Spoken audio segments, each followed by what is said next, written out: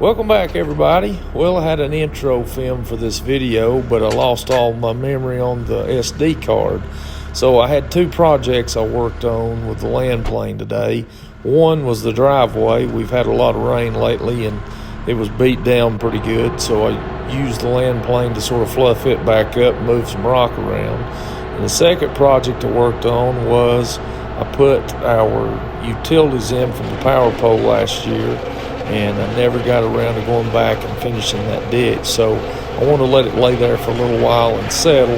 Just never got around to going back and topping it off. So some of it that I worked on had settled down 10, 12 inches, but it had grown up, and so it was kind of rough. But I wanted to try my hand at some dirt work with the land plane and see how it would do. So that's what we got coming up today.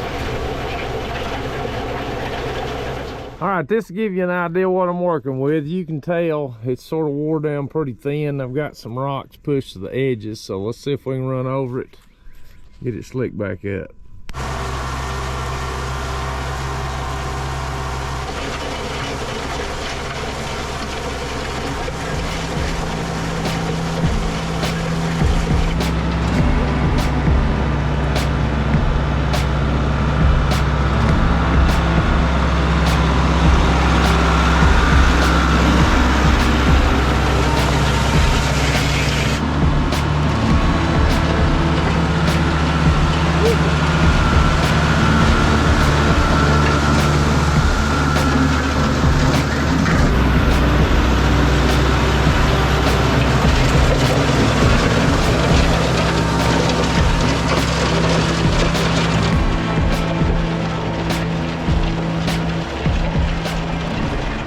Driveway is only, it's probably a little over a year old now, I guess, year and a half old. So I don't have a what you'd call a real deep base of gravel. It's been beat down in there, but we're getting a good start on it.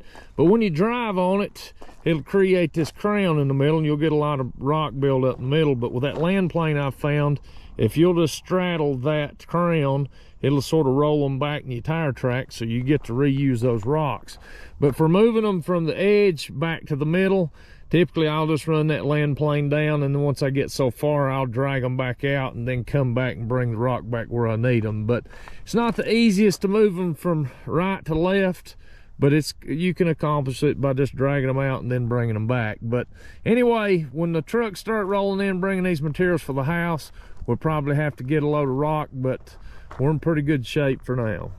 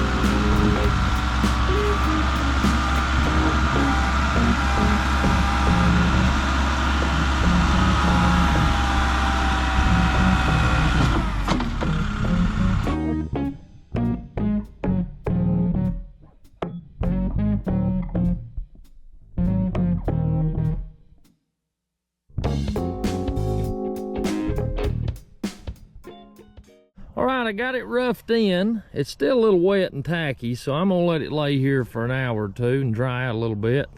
And then we'll come back and raise those rippers up. I'll probably leave them proud to the bottom just a little bit. And then we'll go in here and try to see if we can cut the top off and get her little ditch filled up and see what it looks like.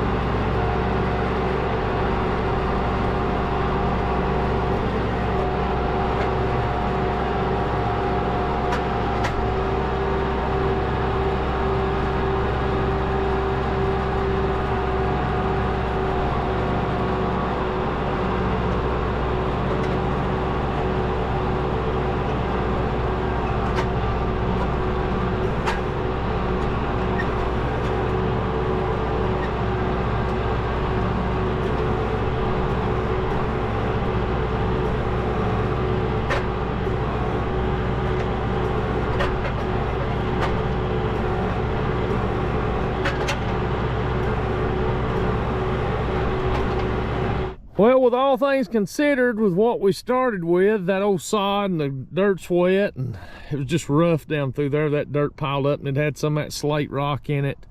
But this is just going to be in a hay field, potentially a pasture field later on, so I'm not going to worry a whole lot about getting it just perfect.